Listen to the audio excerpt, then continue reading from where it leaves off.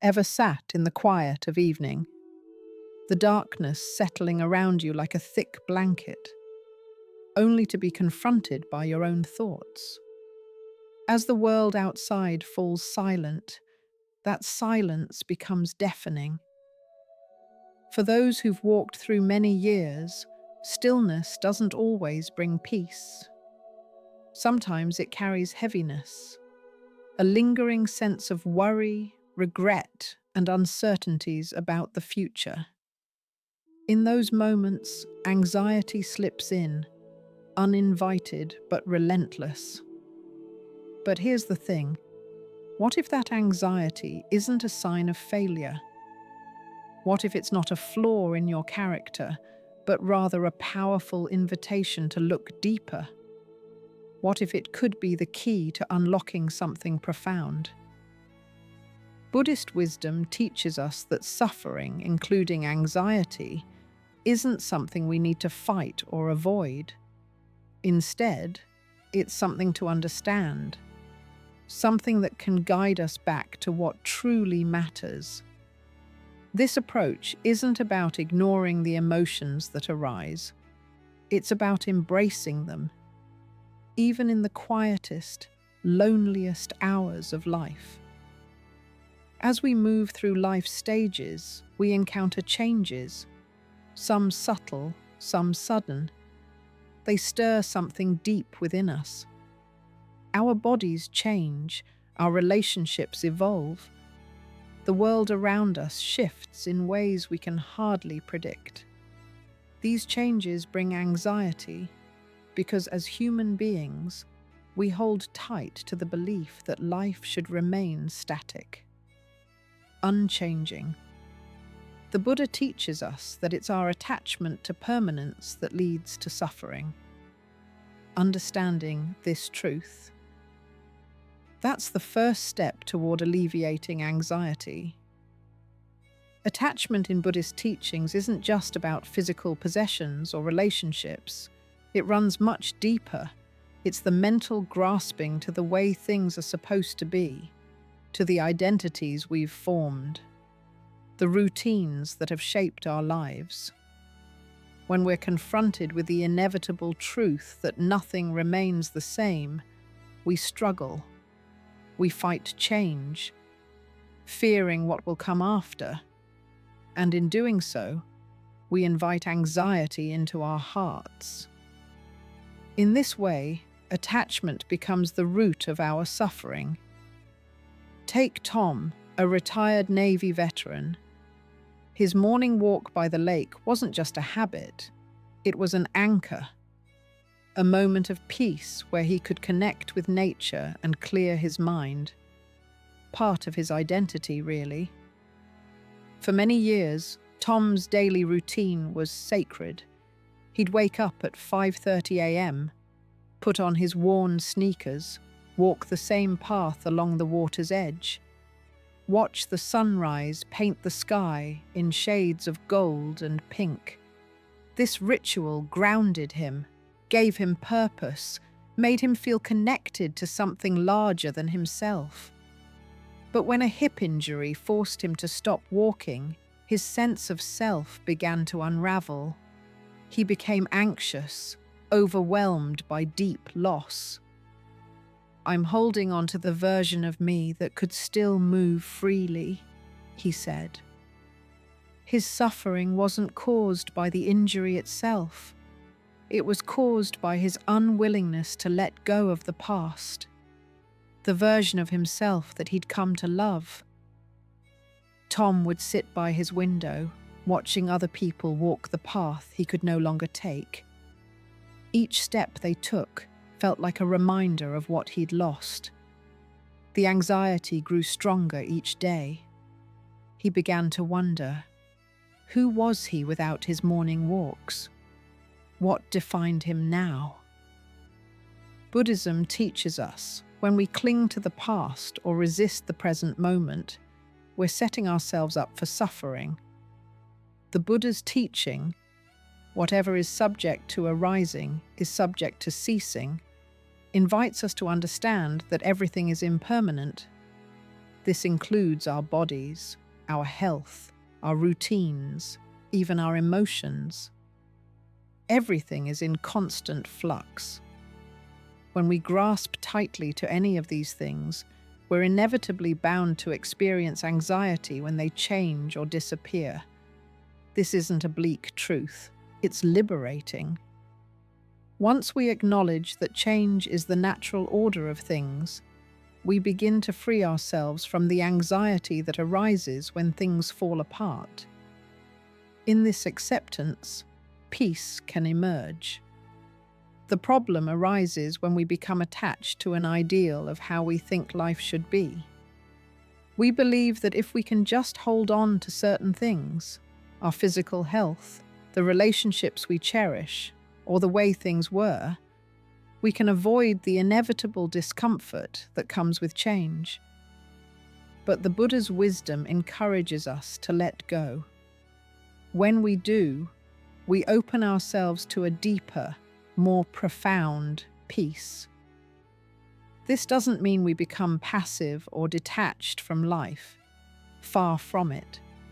The Buddha's teachings encourage us to engage with life fully, but with an open heart, free from attachment. It means living in the present, appreciating what we have without clinging to it, embracing the beauty of impermanence. Let's consider another example. Margaret, a 68-year-old grandmother, had spent decades defining herself through her role as a caregiver, first to her children, then to her grandchildren. Her home was always filled with laughter, chaos, and love. But as her grandchildren grew older, they visited less frequently. They had their own lives, their own interests. Margaret found herself sitting in a quiet house, surrounded by memories, but feeling increasingly isolated. The silence that once brought peace now brought anxiety. She worried constantly about being forgotten, about losing her purpose, about becoming irrelevant. Margaret's anxiety wasn't about the present moment, it was about her attachment to a role that was naturally evolving. She was clinging to an identity that, while beautiful, was meant to change. Consider the lotus flower, a beautiful metaphor in Buddhist teachings. The lotus grows in muddy water, pushing through the muck and mire before it rises to the surface, unfurling its petals in the sunlight. In the same way, we too can bloom amidst life's turbulence. The muddy waters of change, loss, and uncertainty may seem like obstacles, but in truth, they're the very conditions that allow our true nature to emerge. Peace, wisdom, clarity. They grow from the challenges we face. The lotus doesn't fight the mud. It doesn't resist the darkness. It simply grows through it, using the very condition that seem hostile as nourishment for its eventual blooming. We are not our attachments. Our identities are not fixed. We are not the sum of our possessions, our roles, or the people we have loved. The Buddha's teachings on anatta, or non-self, remind us that the self is not a static entity, but a fluid process. When we let go of the need to cling to who we think we are, we free ourselves to become who we are meant to be in the present moment. But letting go isn't always easy, especially as we age and the changes we face seem more pronounced. There's a natural tendency to want to resist the losses that come with age, the fading of our physical strength, the changes in our relationships, the uncertainty of the future. However, it's in the act of letting go that we find true freedom. In the labyrinth of our minds, anxiety often begins with a single thought, perhaps a fleeting worry, a subtle discomfort, a passing doubt.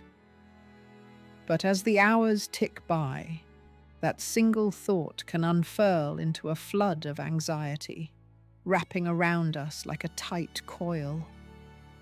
It's easy to see how this can happen, especially as we age. Life slows down. The stillness that once offered comfort may now magnify our fears. What was once a whisper becomes a roar. Soon we're consumed by thoughts that seem to take on a life of their own. Here's where the Buddha's wisdom offers a profound key to liberation. This too is just a thought. These simple words aren't just a gentle reminder, they're an invitation to freedom. Let's pause for a moment. What does this really mean? This too is just a thought. It's easy to forget, but not every thought that arises in our minds is rooted in truth. Many of the thoughts that plague us, particularly in moments of anxiety, are echoes from the past, fearful projections about the future, remnants of worries that have followed us for years. They're not facts, they're merely mental events, temporary phenomena that arise, stay for a moment, and then pass. Consider Marlene, a 76-year-old widow. After her husband's death, she found herself drowning in anxiety, overwhelmed with thoughts that seemed so real, so immediate. What if I fall and no one is there? What if I forget something important? At first, these thoughts paralyzed her, each one more consuming than the last. Marlene would lie awake at night, her mind racing through endless scenarios, each what if leading to another, more frightening possibility. She began to avoid simple activities. Walking to the mailbox became a source of fear. Cooking dinner felt overwhelming.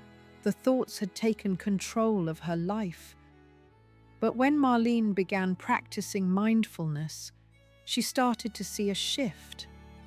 Rather than allowing thoughts to define her, she gently reminded herself, "This thought is not me. It is just a thought." With each repetition of that simple mantra, Marlene loosened her grip on the thoughts that had previously bound her. The power of the fear diminished. It didn't vanish overnight. But slowly and surely the weight lifted. Marlene learned that she wasn't the sum of her fears. She wasn't defined by the worries that arose in her mind. They were simply visitors, coming and going like clouds passing across the sky. She could observe them, acknowledge them, but she didn't have to be them. Buddhist teachings remind us that our thoughts, like everything else in life, are impermanent. They arise. They stay for a while. They pass.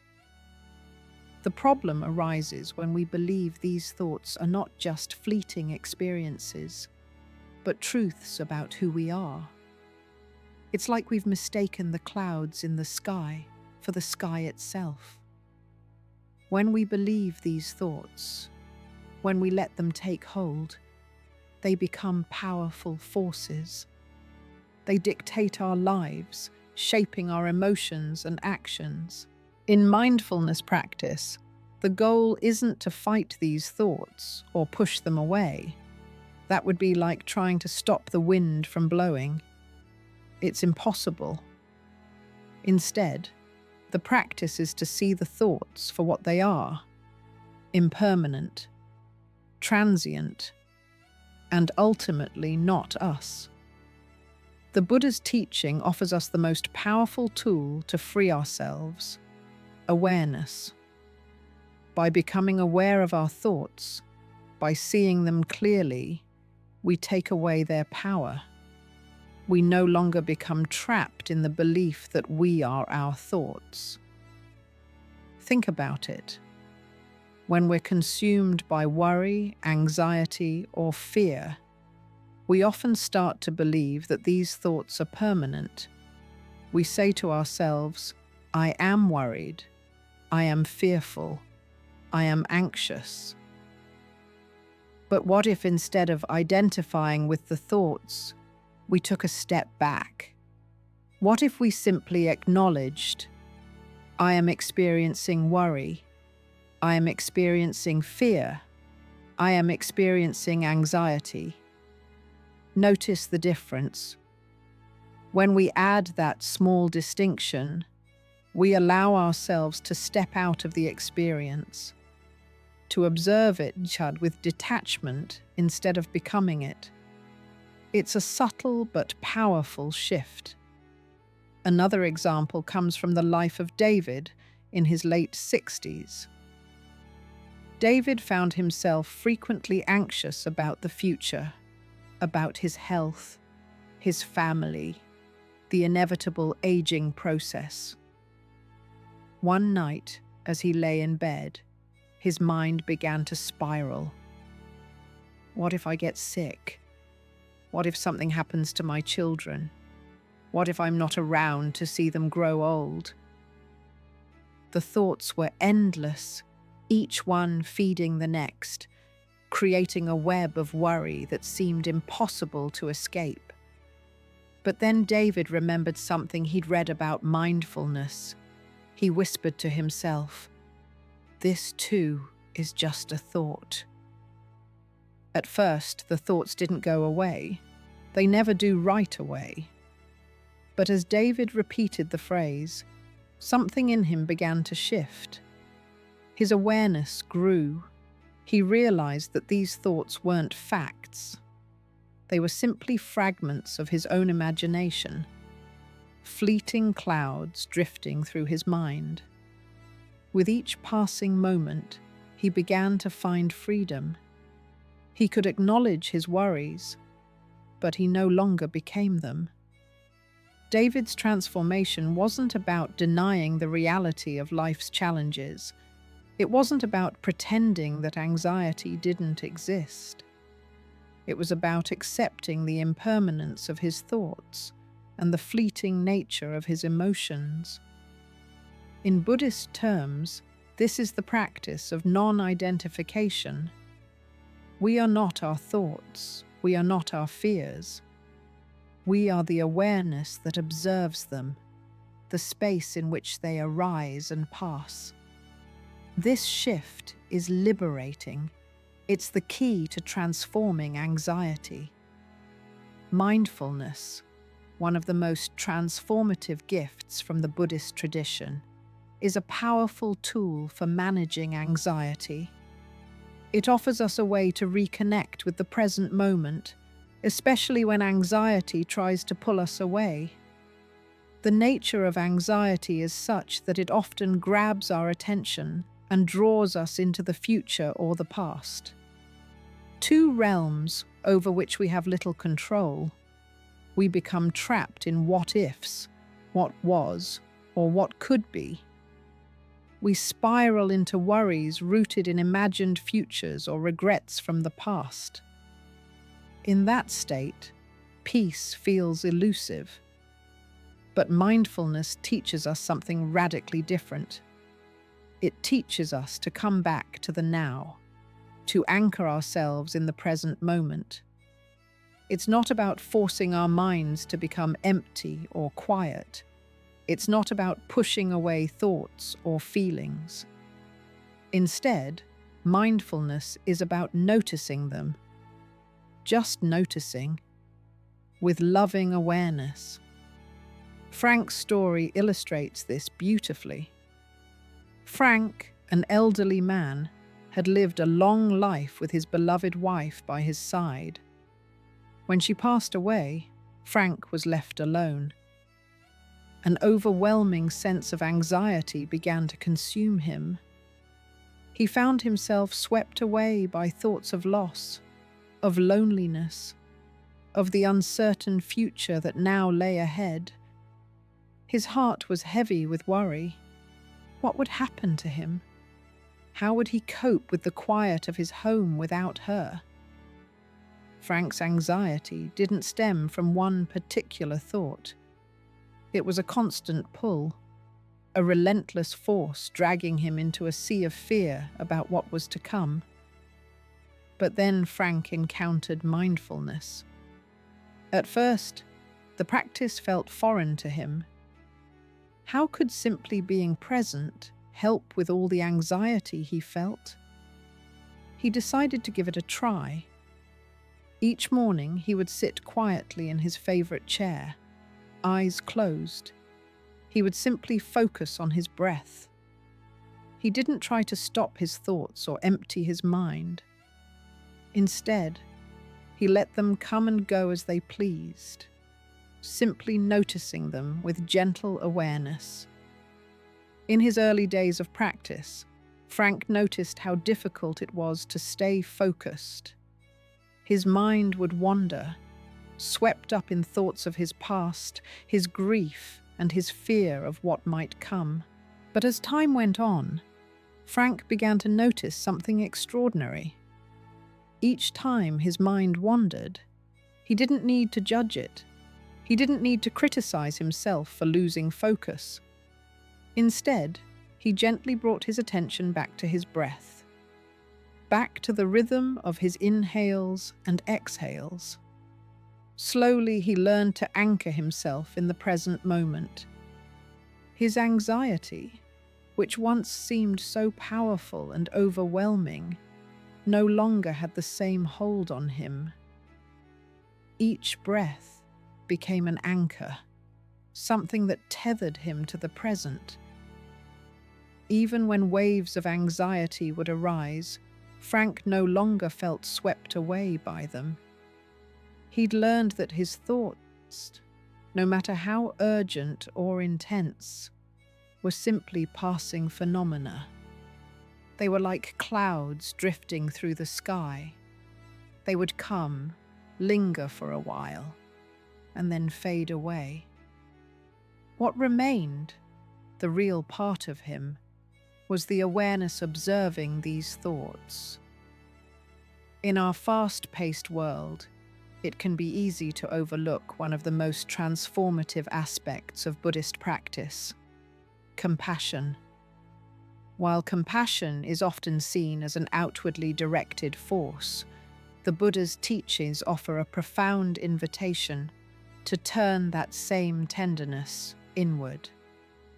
For many of us, particularly those who have spent a lifetime caring for others, offering ourselves compassion can feel almost foreign. It might seem selfish, indulgent, unnecessary. Yet as Buddhist philosophy teaches, compassion is not only a gift we give others, but also a vital tool for healing ourselves. Especially when anxiety or fear grips our hearts. As we age, many of us find that the inner critic becomes louder, the voice that whispers, "You should be stronger, more resilient, you should have it all together by now." For those who've spent decades nurturing and caring for others, whether as parents, friends, or caregivers, this voice can feel particularly harsh. We often find ourselves believing that we should be able to handle everything with grace, that we shouldn't need help, that we shouldn't feel vulnerable. This internal pressure, this belief that we must be perfect or that we must suppress our emotions, can be one of the greatest sources of anxiety. The harder we are on ourselves, the more we perpetuate feelings of inadequacy and shame, which only feeds the cycle of anxiety. This is where the radical power of compassion enters. Consider Ruth, a 79-year-old woman who had spent her entire life caring for others. She'd raised 5 children, cared for aging parents, devoted herself to her career as a nurse, all while putting her own needs on the back burner. Ruth's days had always been filled with purpose. Someone always needed her attention, her care, her strength. She was the rock that everyone leaned on, the one who never complained, never showed weakness. But as Ruth entered her late 70s, she began to feel deep anxiety. Her husband had passed away several years earlier after a long illness. During his final months, she'd been his primary caregiver, just as she'd been for so many others throughout her life. Now she found herself grappling with loneliness, uncertainty about her future, an overwhelming sense of loss. Ruth had always been the strong one, the one people turned to for help. But now, as she faced the quieter years of her life, she felt vulnerable in a way she hadn't expected. The anxiety she felt was compounded by the harsh voice of her inner critic, telling her that she should be able to handle this alone, that her grief and fear were signs of weakness. "I've dealt with so much worse," she would tell herself. "Why can't I just get through this?" But grief has its own timeline. Loss has its own rhythm. And Ruth was learning that strength doesn't mean the absence of vulnerability. In a moment of quiet desperation, Ruth decided to attend a mindfulness retreat. She'd heard about meditation from a friend, though she wasn't sure what to expect. During one of the sessions, the instructor gently invited the group to repeat a simple phrase: "May I be kind to myself in this moment." At first, Ruth couldn't bring herself to say it. It felt strange, almost selfish, to wish kindness upon herself. She'd spent so many years giving kindness to others, but it was foreign to offer herself the same compassion. The words stuck in her throat. How could she be kind to herself when there was so much she felt she should be doing better? But over time, something began to shift within Ruth. She continued to practice self-compassion, gently repeating the phrase even when it felt uncomfortable. "May I be kind to myself in this moment."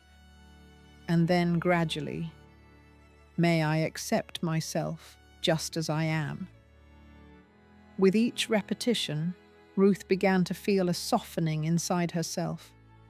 The sharp edge of her anxiety, which once felt like a constant weight, began to lose its power.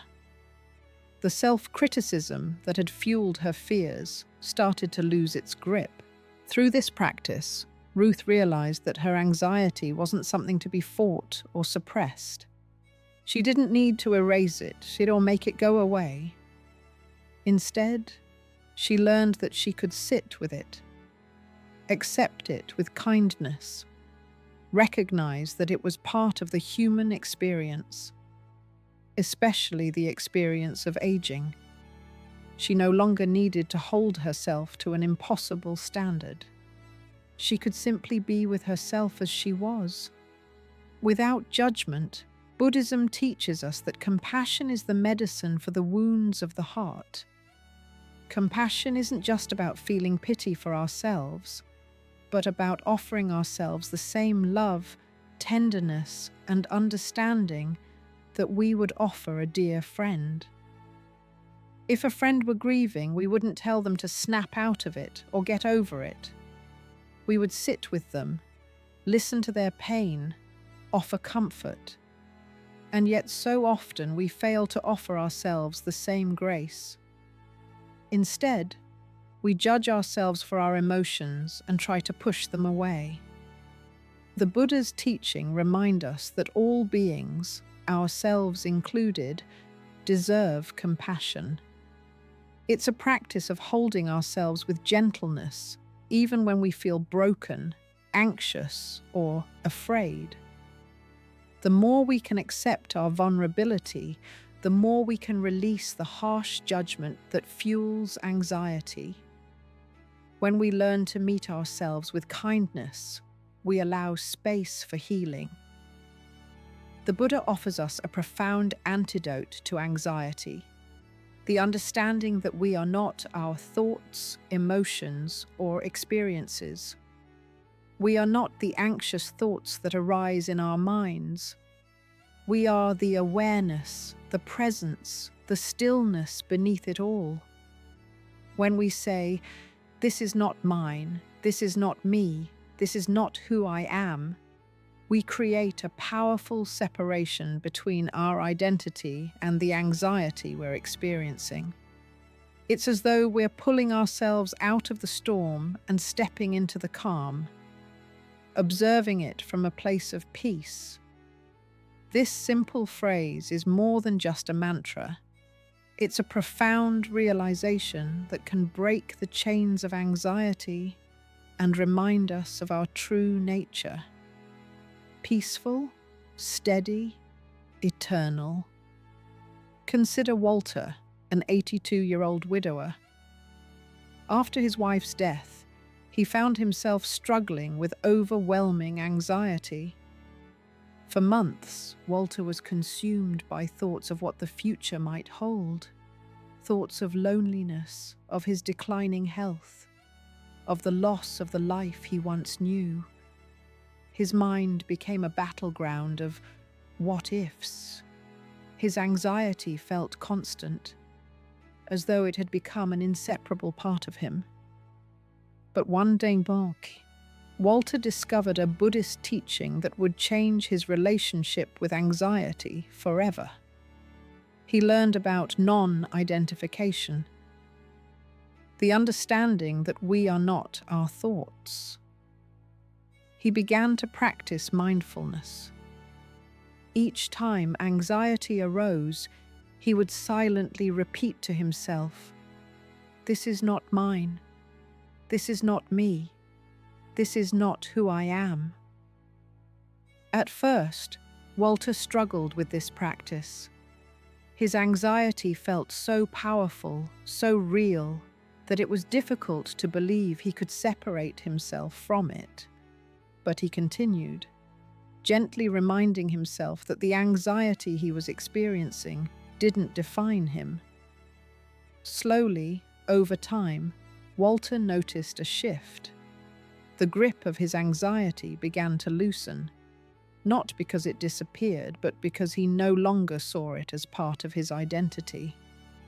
Walter came to understand that anxiety, like any emotion, is temporary. It arises, stays for a while, then fades. It's not who we are at our core. Our true nature isn't defined by fleeting emotions or thoughts, but by the stillness and awareness that can observe those thoughts without becoming entangled in them. Anxiety is simply an experience, just like joy, sadness, or excitement. Just as we would never say, "I am sadness," or "I am joy," we don't need to say, "I am anxiety." The teachings of the Buddha offer incredible wisdom, but they're not meant to remain in the realm of abstract concepts. The real challenge and the true beauty lies in applying these teachings to our daily lives. It's one thing to understand that anxiety is a passing thought. It's another thing entirely to put that understanding into practice when we're in the thick of it. The next time anxiety arises, whether it's a small worry or a wave of overwhelming fear, try using the simple mantra, "This is not mine. This is not me. This is not who I am." Say it gently to yourself. Let the words land softly in your mind. Don't resist the anxiety. Don't try to push it away or deny its existence.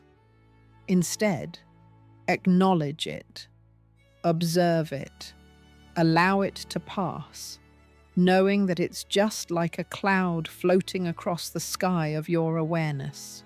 We often make the mistake of thinking we have to fix our anxiety. that we must eliminate it completely. But Buddhism teaches us that our suffering isn't something to escape from. It's something to embrace with awareness and understanding. By practicing mindfulness, we learn to observe our feelings and thoughts without getting swept away by them. When anxiety arises, it's simply an invitation to come back to the present moment. A reminder to let go of attachments, to stop clinging to the past, to stop worrying about the future. Consider Sarah, a mother in her late 50s. She works full-time while caring for her aging parents. Sarah often found herself overwhelmed by anxiety, especially in the quieter moments of the day. She would lie awake at night, replaying conversations and worrying about what could go wrong tomorrow. Her mind would race through endless scenarios. What if her mother fell? What if she made a mistake at work? What if her children needed her and she wasn't available? The anxiety seemed to feed on itself. Each worry led to another, creating a web of fear that felt impossible to escape. One day, after learning about mindfulness, she decided to apply it in her daily life. The next time anxiety crept in, Sarah didn't try to push it away. Instead, she used the mantra, "This is not mine. This is not me. This is not who I am." At first it felt odd, almost too simple, but she kept practicing. Slowly she began to notice a shift. The anxiety didn't disappear right away, but it lost some of its power.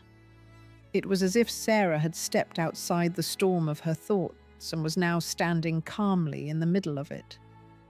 She wasn't consumed by the worry.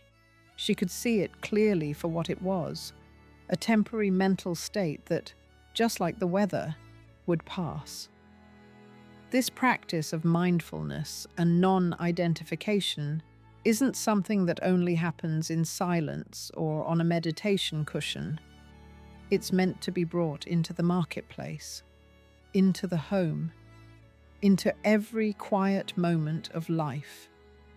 It's in those everyday moments, while we're making breakfast, cleaning the house, or taking a walk, that we can apply these teachings most profoundly. The Buddha didn't intend for his wisdom to be confined to the temples. He wanted us to practice it in our lives, with real everyday emotions, struggles, and joys.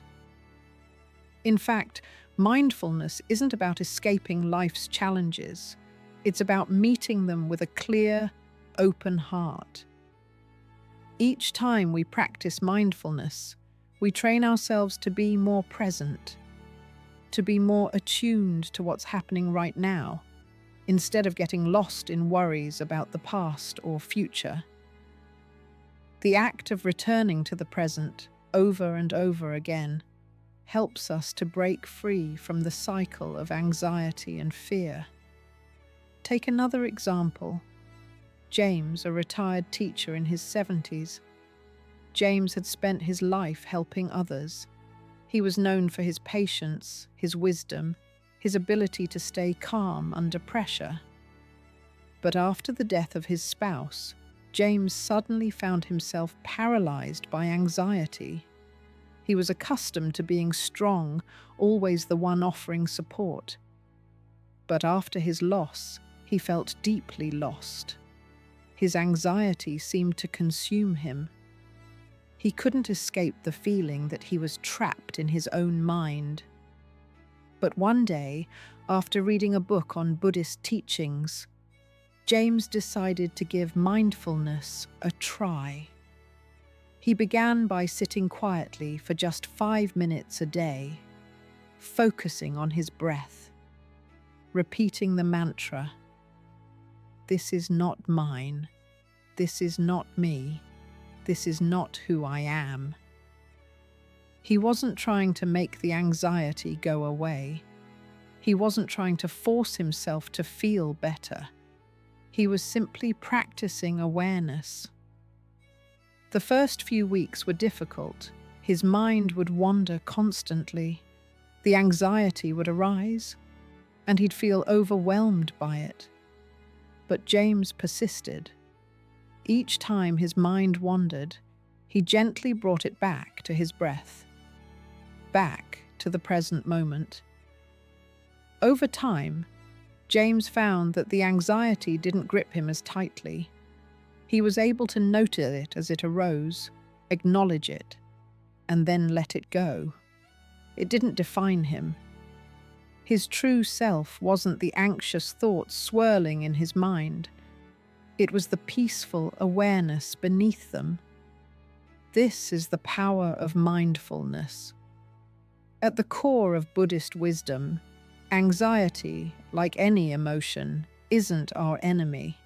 It's simply a part of the human experience.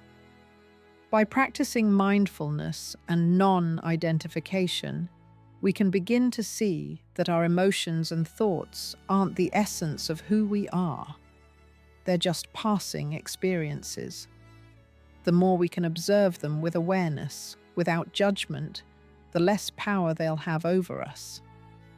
This is why mindfulness, compassion, and non-identification are so powerful. They allow us to approach life's challenges not from a place of fear or resistance, but from a place of openness and acceptance. When we meet life with an open heart, we create space for peace, no matter what circumstances arise. Anxiety no longer has the power to consume us because we've learned to let it flow through us without attaching to it. The wisdom of the Buddha invites us to let go of our attachments, whether it's attachment to the past, to our identities, or to the way things should be. It urges us to stop clinging to expectations and to simply be present in the moment. Life, with all its ups and downs, is constantly changing. The more we can stay grounded in the present moment, the more we can meet each challenge with clarity and compassion, rather than fear and resistance. The practice of mindfulness isn't just for special moments of meditation, it's for the moments in between, the moments of everyday life. It's about learning to bring our awareness to the present without getting caught up in what has been or what may come. As the years go by, it's inevitable that life will throw challenges our way. Challenges that stir up anxiety, fear, and uncertainty. But here's the most important truth you must remember. You don't have to face them alone. You don't have to carry the weight of your worries by yourself. The ancient teachings of Buddhism offer a clear path. A path to liberation, to freedom from the chains of anxiety. That path begins with a simple but profound realization. You are not your anxiety. Imagine that for a moment. You are not the storm that rages in your mind. You are the sky that holds it. You are the stillness beneath the noise. Your true essence isn't defined by the fear that rises or the worries that swirl around you. They're simply temporary experiences, like clouds passing through the vast sky of your awareness. The next time anxiety comes knocking, instead of fighting it, meet it with kindness. Welcome it with open arms, without resistance. Gently remind yourself, this is not mine, this is not me, this is not who I am. In doing so, you reclaim your peace. You reconnect with the part of yourself that is always steady, always present, always calm, no matter what storms may come. This isn't a concept to be understood in theory. It's a truth to be felt in your bones. Peace isn't something you need to chase. It's not a distant goal or a far-off destination. Peace is already within you, waiting to be recognized.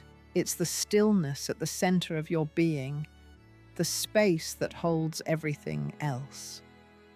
All you have to do is stop, breathe, and remember, you are enough, just as you are. So take a deep breath, my friend. Embrace this moment. Know that no matter what life brings, you have the power to return home, to your true self, to your peace, to your freedom. Breathe deeply, walk gently. Remember, you are not broken, you are whole. Peace is already yours. Thanks for watching. Click here to check out another video.